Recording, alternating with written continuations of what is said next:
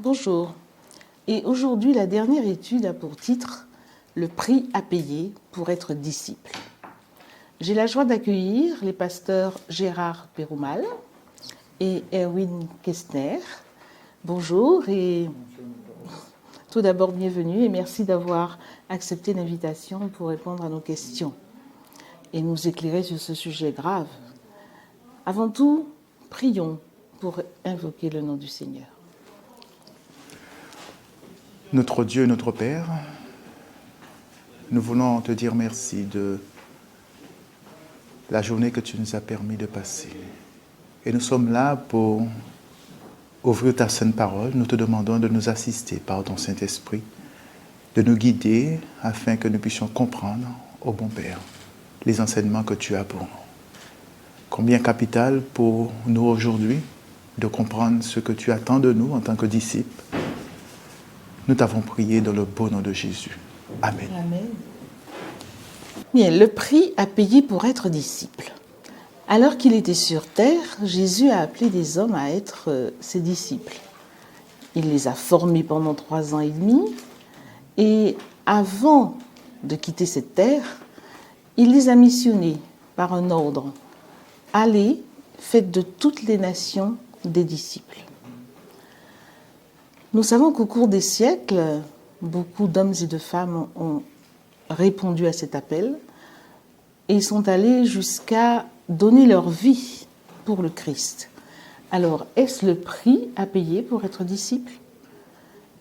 Que demande Jésus exactement à ceux qui veulent le suivre? Pour quelles raisons et dans quelle perspective? Eh bien, nous allons tenter de répondre à toutes ces questions avec nos pasteurs, ces questions qui sont probablement aussi les vôtres. Alors, tout d'abord, je vous propose 2 textes. Le premier se trouve dans Luc 14, versets 25 et 26. De grandes foules faisaient route avec Jésus. Il se retourna et leur dit, « Si quelqu'un vient à moi sans me préférer à son père, à sa mère, à sa femme, à ses enfants, à ses frères et à ses sœurs, et même à sa propre vie, il ne peut être mon disciple. » Merci. Et le deuxième texte qui se trouve dans Matthieu 10, verset 37. Celui qui aime son père ou sa mère plus que moi n'est pas digne de moi. Et celui qui aime son fils ou sa fille plus que moi n'est pas digne de moi. Voilà. Alors, comment expliquer que Jésus tienne de tels propos? Faut-il entendre qu'il pousse à la haine familiale? Comment concrètement peut-on donner la priorité à Christ sur notre famille?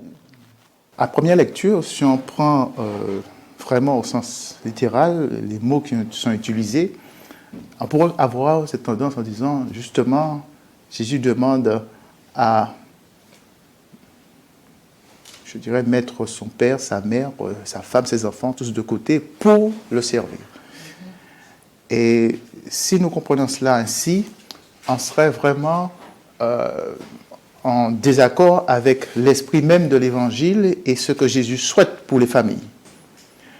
Et c'est important de comprendre le contexte et de voir que là, ce que Jésus veut dire là, ici, en fait, certaines versions le disent, parce que dans ma version, j'ai le mot préféré.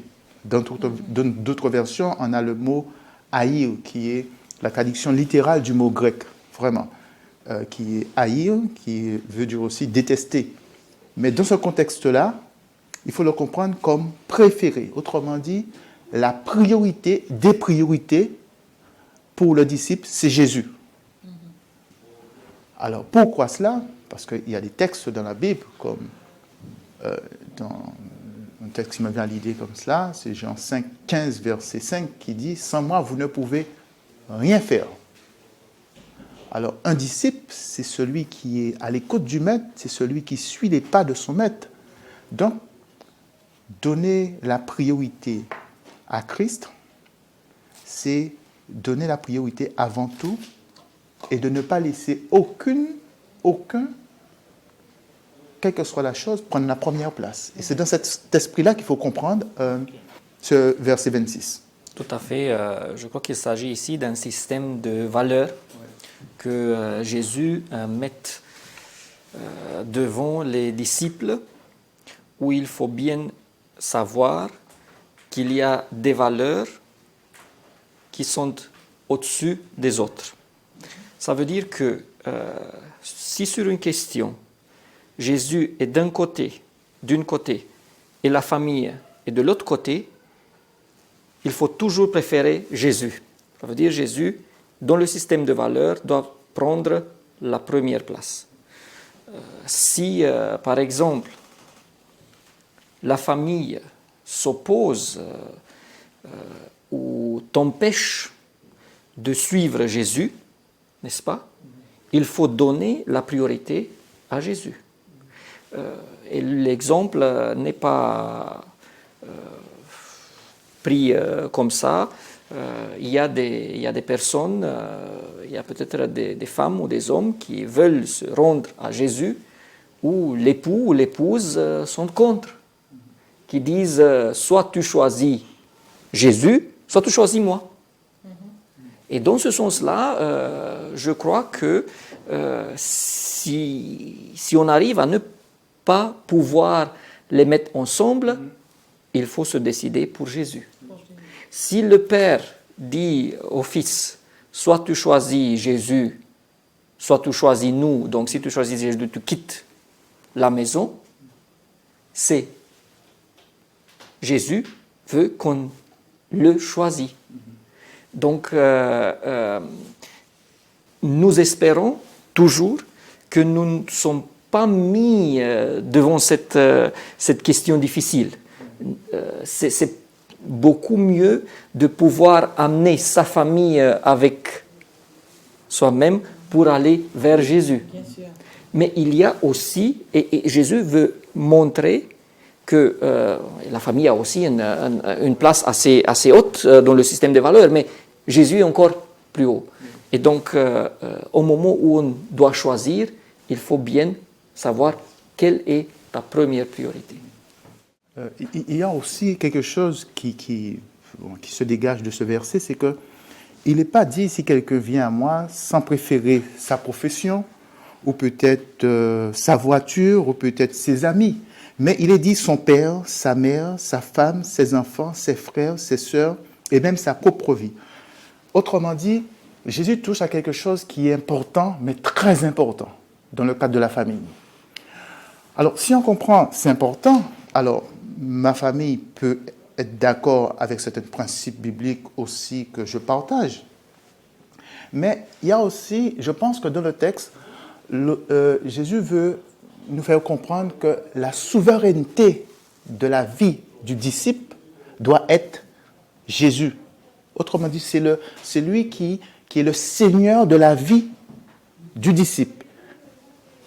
Et parce qu'on peut se retrouver dans une famille, comme j'ai dit tout à l'heure, et puis tout se passe bien. Mais quand il y a des choix à faire pour servir Dieu, ma famille peut faire partie de la même église que moi, mais ma famille peut me dire simplement, écoute, je préfère qu'on ne fasse pas comme ça, parce que, bon, il y a autre chose, on va profiter de la vie.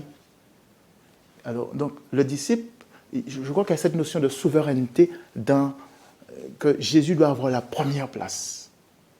Sans cela, il n'y a pas véritablement disciple. Parce que le disciple, il est à l'écoute du maître, il entend, il écoute et il adhère. Alors Gérard, nous sommes pasteurs. J'espère que ça n'arrive à aucun de nos collègues, mais imaginons que la femme du pasteur dit, donc soit tu quittes ce travail-là qui est trop lourd, soit je te quitte, n'est-ce pas? Et là, on serait dans une situation... Oui, mais il faut se poser ces questions-là. Est-ce que je serai prêt pour Jésus à sacrifier d'autres choses? Bon, je crois que Jésus n'attend pas de moi de sacrifier ma famille. Il attend que moi j'amène ma famille, je conduis ma famille vers lui. Mais ces disciples-là, ils ont dû faire des choix. Au moment où ils ont pris la décision de suivre Jésus, ils n'ont pas pu avoir une vie de famille normale. Exactement. Ça montre. D'ailleurs, est-ce que ce n'est pas ce qui est dit dans le commandement, tu aimeras le Seigneur ton Dieu de tout ton cœur, de toute ton âme, et de toute ta force et de toute ta pensée. C'est mettre vraiment Dieu en haut. Et ensuite...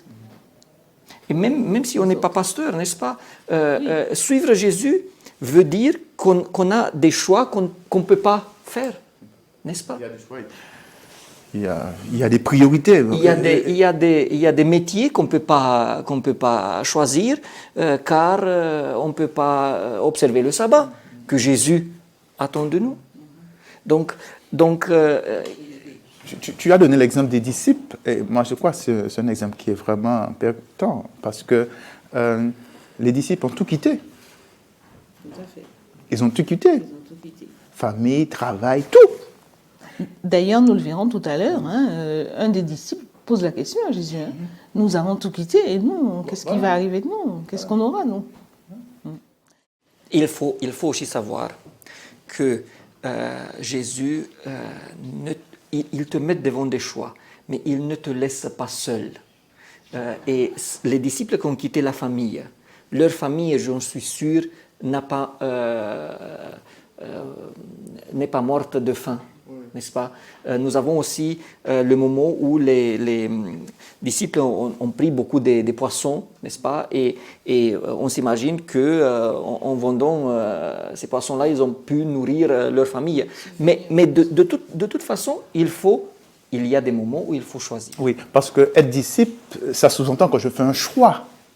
Et ce choix-là a des conséquences, a des avantages, mais des conséquences.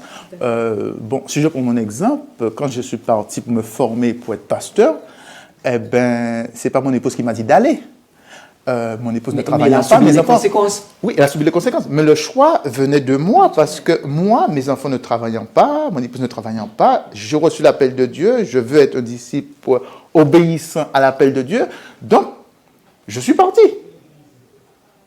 Et là, il y a des conséquences. Parce qu'une famille qui ne travaille pas, donc, je loue Dieu. Dieu a pris soin des miens. Et si on t'appelle d'aller vers l'Est ou l'Ouest ou le Sud de la France, ta famille va subir les conséquences. Tout à fait, tout à fait. Et c'est pour ça, être disciple, il faut vraiment que ce soit un choix personnel. Parce qu'à partir du moment où on choisit d'être disciple, c'est Christ qui a la première place dans nos vies. Et je répète, il ne faut pas toujours penser... nous pensons à nous car nous sommes habitués, mais je vois des anciennes dans les églises où je suis, qui sont là depuis samedi le matin jusqu'au soir tard le soir, et leurs familles sont là et ils les attendent. Et parfois, je vois qu'ils aiment être avec eux, mais parfois, ils souhaiteraient peut-être être plutôt à la maison, n'est-ce pas? Mais ces gens-là ont fait des choix. Mais si, on fait des choix. On fait des choix. Et il sacrifie pour Jésus. Et moi, je dis toujours, si quelqu'un sacrifie pour Jésus, il va toujours être gagnant. Oui. Mais je voulais simplement dire, par rapport à l'exemple que tu donnes, ceux qui ont fait le choix, c'est-à-dire entre être disciple et servir dans un ministère, c'est deux choses, je dirais, différentes, puisque je peux faire le choix d'être disciple, mais quand je fais le choix de répondre à un appel, que ce soit au niveau du diaconat, au l'anciennat ou au pastorat, donc, ça a des conséquences. Et forcément, il y a un dialogue avec la famille. Ils savent ce qu'ils s'attendent. Moi, je dirais comme ça. Si on est disciple, on se décide à répondre à tous les appels qui viennent de son maître. Si le maître t'appelle dans un ministère, tu vas répondre. S'il va t'appeler ailleurs, tu vas répondre. Mais justement, il y a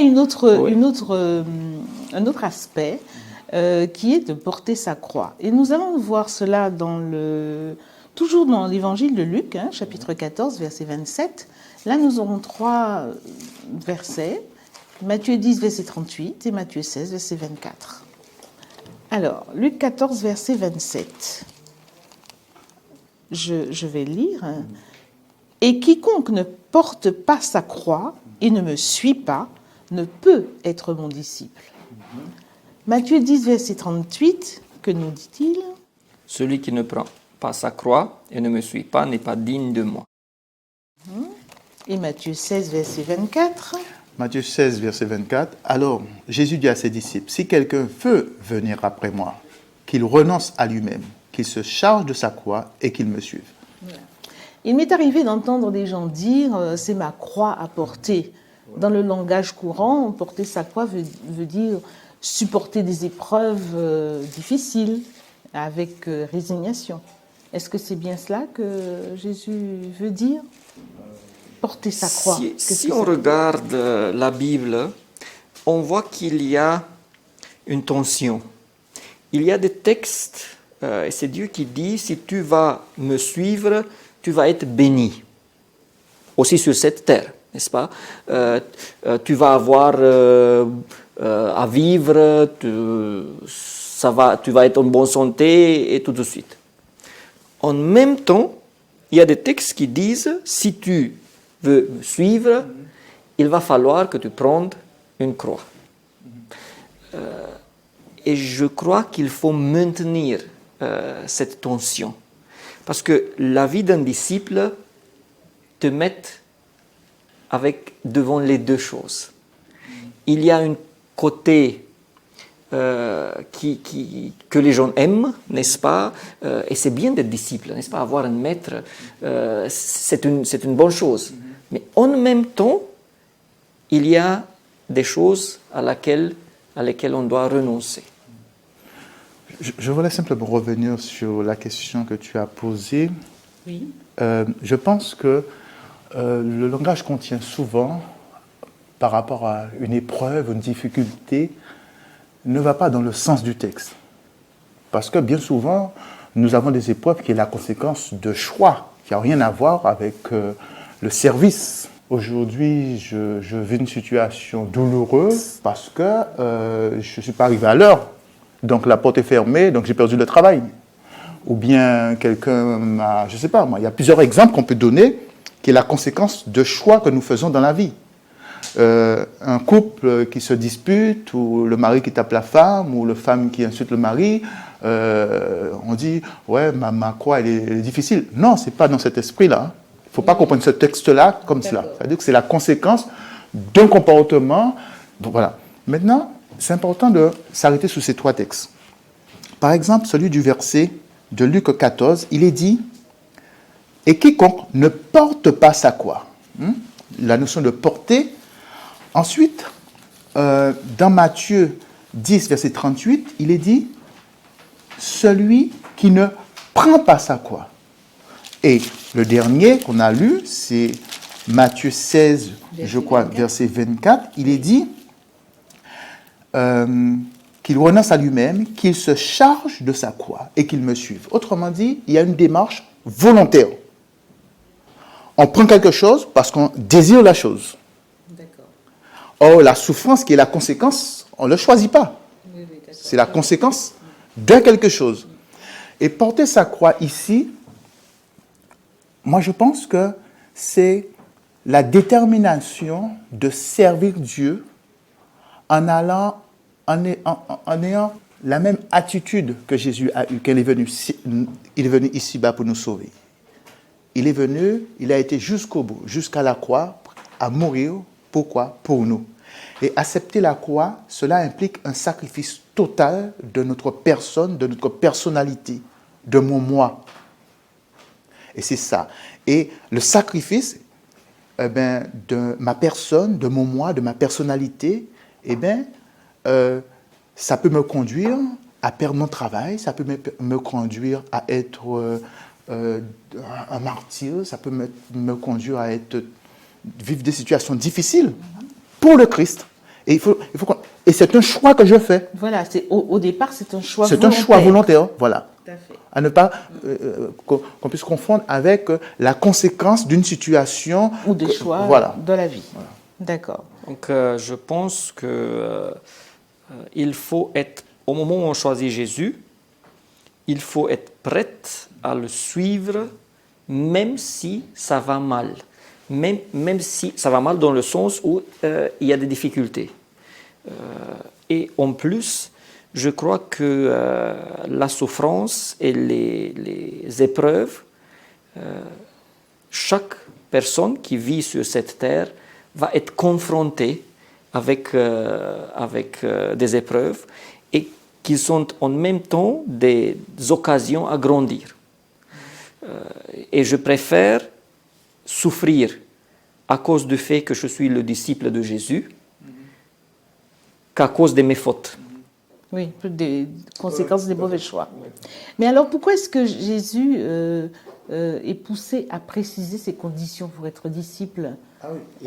C'est vrai qu'il s'adressait aux foules en disant cela, mais pourquoi a-t-il été obligé de Car donner ces précisions? les gens, et même ses disciples, ils avaient parfois pas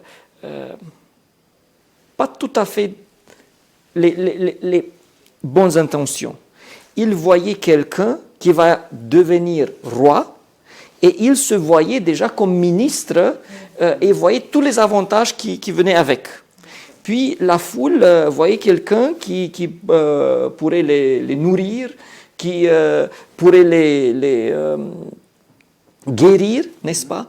Et Jésus précise que ses disciples vont devoir aussi subir des épreuves. Et s'ils le choisissent, qu'ils prennent ça en compte. Comprendre le paquet entier, n'est-ce pas? On peut pas, on peut pas prendre seulement les choses. Toutes les choses sont bonnes, mais toutes les choses on n'aime pas, n'est-ce pas? Oui, d'accord. En fait, est-ce qu'il n'a pas voulu les mettre aussi en garde contre un engagement pris sous le coup d'une émotion ou sous le coup, sur un coup de tête? Oui, je dirais que c'est inclus là-dedans. Pourquoi? Il y a deux textes qui me permettent de dire cela. Le premier se trouve dans Luc 14 même, quand on voit à partir du verset 15 le grand repas qui est fait, où Jésus invite la parabole du grand repas. Ouais, la parabole du grand repas. Alors tout le monde est invité. On nous dit, un de ceux qui étaient à table, après avoir entendu les paroles de Jésus, heureux celui qui prendra son repas dans le royaume de Dieu. Et Jésus répondit, un homme donna un grand repas. Il expliquera. Il invita beaucoup de gens. Et alors du repas, personne n'est là. Chaque personne trouve une excuse. Le premier dit, j'ai acheté un champ, je suis obligé d'aller le voir, excuse-moi, je te prie. Il donne des raisons pour ne pas être présent. Et puis après, Jésus va dire, allez dans la place, appelez tous et qui viennent. Alors, il y a beaucoup d'appelés. Il y a beaucoup de personnes qui désirent être disciples et qui sont disciples. Jésus veut mettre justement, attirer leur attention pour que ça soit clair pour eux qu'est-ce qu'ils attendent. Et c'est pour ça, dans le chapitre 10 de Matthieu, il y a cette notion qui ressort au verset 37. Celui qui aime son père ou sa mère plus que moi n'est pas digne de moi. Celui qui aime son fils ou sa fille plus que moi n'est pas digne de moi. Celui qui ne prend pas sa croix et ne me suit pas n'est pas digne de moi. Alors, la notion de celui qui n'est pas digne, c'est-à-dire celui qui n'est pas digne d'être appelé mon disciple. Parce qu'un disciple ne peut pas ne pas porter sa croix.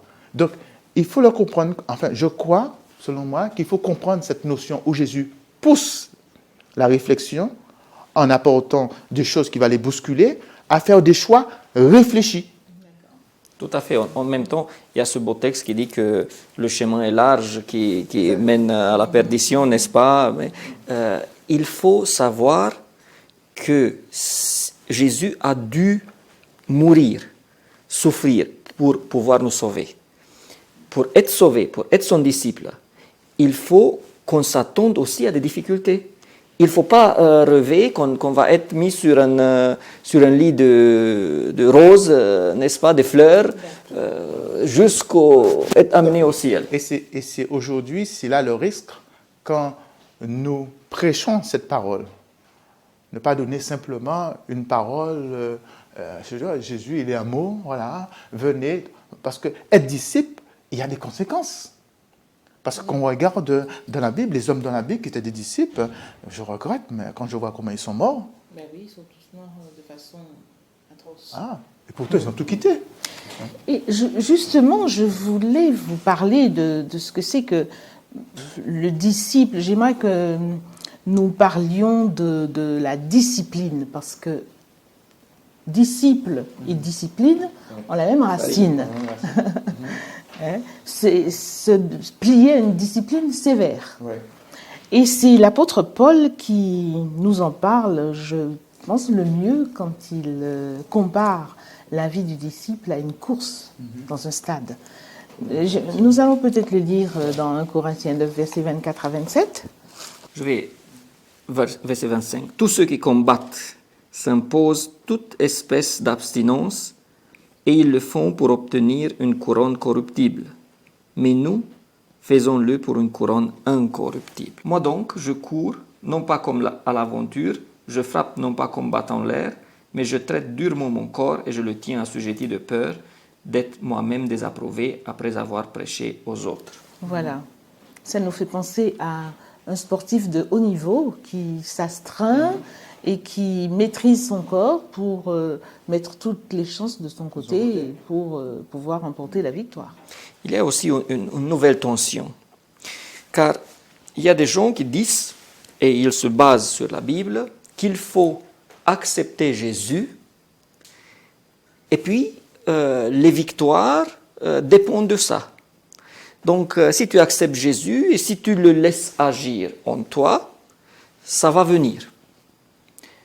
En même temps, il y a ces textes qui, on aura même peur de tomber dans le légalisme, qui disent il faut lutter, il faut se battre, il faut souffrir. L'apôtre Paul dit en hébreu, vous n'avez pas encore lutté jusqu'au sang, vous n'avez pas fait tout. Ça veut dire que on peut très facilement tomber et faire des fautes au moment où on va dans un extrême. Ça veut dire que d'abord, tout ce que j'ai fait, il faut que Jésus me donne le pouvoir. Mais puis, il y a des choix à faire et il y a des contraintes, il y a des épreuves que je dois passer. Et là, c'est moi qui dois lutter. En même temps, c'est pas moi si je gagne, si je fais les bons choix, c'est pas moi qui a les mérites. Les mérites appartiennent toujours à Jésus. Comme ça, on tombe pas dans la piège du légalisme, mais la vie d'un chrétien n'est pas seulement se laisser faire le choix et puis rien. Non, non. Il faut vraiment souffrir. Et c'est un combat de tous les instants. Oui, si je veux renoncer, je ne sais pas, au tabac, n'est-ce pas, mon corps va le demander si je me suis habitué. Mais je dois dire non. Je vais souffrir, je vais dire non à mon propre corps. Donc c'est une lutte. Si il y en a beaucoup. Je voulais simplement peut-être rester un petit peu collé au texte, parce que je pense qu'il y a des enseignements qui sortent de ce texte. Oui. Quand l'apôtre Paul dit « Ne savez-vous pas que ceux qui courent dans le stade courent tous, mais qu'un seul remporte le prix ?» Il n'était pas obligé d'apporter cette précision, parce que quand on court sur un stade, automatiquement, c'est un seul qui gagne. Mais il est important, dans ce verset, de comprendre que tous partent pour remporter le prix. Tous partent pour courir, pour sauter, pas lentement, mais dans l'intention de gagner.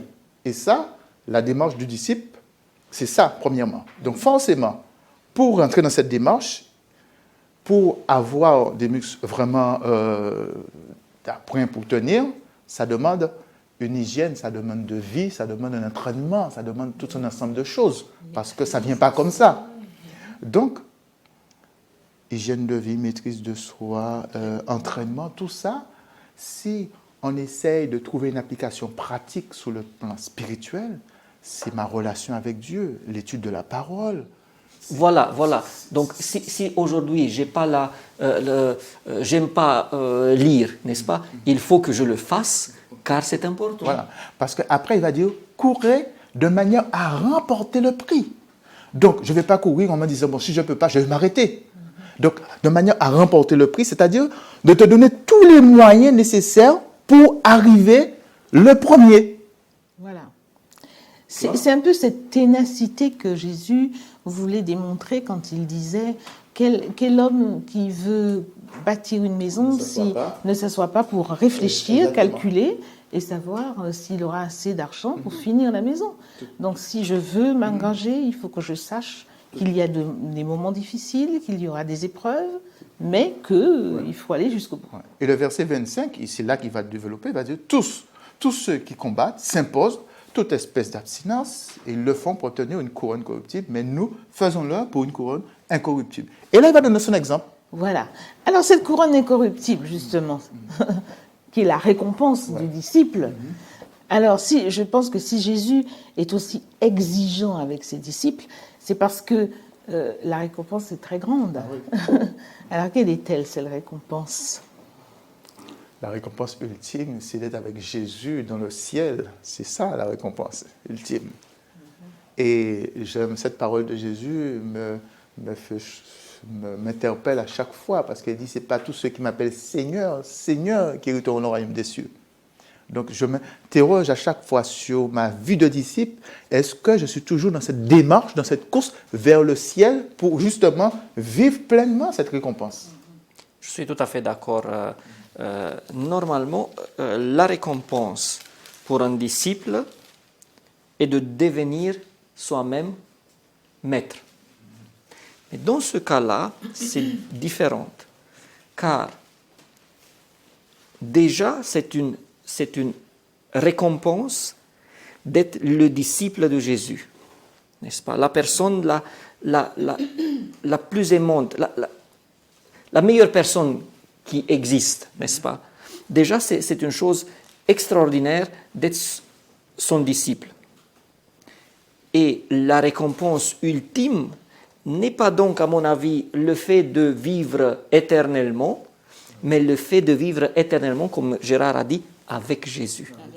Ça veut dire aujourd'hui, je suis son disciple, je le suis, mais je suis encore loin de lui. Il est proche de moi, mais au moment où je vais recevoir la récompense, je vais pouvoir être toujours avec lui. Je vais pouvoir le voir face à face, toujours. Il y a un chant qui est très, très beau, voir Jésus face à face, n'est-ce pas? À mon avis, c'est ça la récompense. Et justement, Luc, ouais. Luc, oui, C'est nous Luc allons le 18. lire. Luc 18, 28 Ouais. à 30. Nous allons le lire. Je peux le lire? Pierre dit alors, « Voici, nous avons tout quitté et nous t'avons suivi. » Et Jésus leur dit, « Je vous le dis en vérité, il n'est personne qui, ayant quitté à cause du royaume de Dieu sa maison ou sa femme ou ses frères ou ses parents ou ses enfants, ne reçoive beaucoup plus dans ce siècle-ci et dans le siècle à venir la vie éternelle. » Amen. Et il y a un texte aussi qui dit, Oui, Jésus a été il y a- préparé une place pour Bien nous. sûr, il y a beaucoup donc, de textes, ouais, on n'aura c'est- pas c'est- le temps de tous les C'est lire. vraiment la joie, parce que si je me prive, je m'abstiens, je lutte, c'est pas pour rater ça. Et de même que, en fait, Christ n'a pas demandé quelque chose de trop difficile, parce que lui-même, rappelons-nous, il a quand même abandonné. Et ce que je trouve bien, est qu'on a déjà la récompense. Le texte dit bien qu'il reçoit déjà. Alors, il faut pas. Il y a des gens qui disent, vous savez, pour cette vie-là, il faut souffrir, il faut être humble, il faut parce qu'on va une fois arriver recevoir. Non, j'allais dire déjà aujourd'hui, avec toutes les privations, on est heureux, car on est avec Jésus. J'ai des privations, mais je ne suis pas seul dans les privations, je suis avec mon maître. Donc, j'ai une famille, n'est-ce pas? Il a quitté, quelqu'un a quitté sa famille, mais il a trouvé les autres disciples de Jésus et il a une autre famille. Donc la récompense commence déjà aujourd'hui. Et si aujourd'hui elle est déjà belle, imaginons-nous comment ça va être. Comment ça va être plus tard. En tout cas, aucun bien ni aucune valeur au monde ne peut faire perdre la valeur à l'invitation et à la récompense que Christ offre. Eh bien, chers amis internautes, nous voici arrivés à la fin de cette étude. Je remercie Pasteur Pérumal ainsi que Pasteur Kestner. Merci pour ces éclaircissements sur les conditions à remplir pour être disciple. Le prix à payer peut être fort, certes, mais la récompense est d'autant plus grande qu'il s'agit de la vie éternelle. Alors, chers amis internautes, vous qui avez fait le choix d'être disciple, persévérez et que Dieu vous bénisse. Au revoir.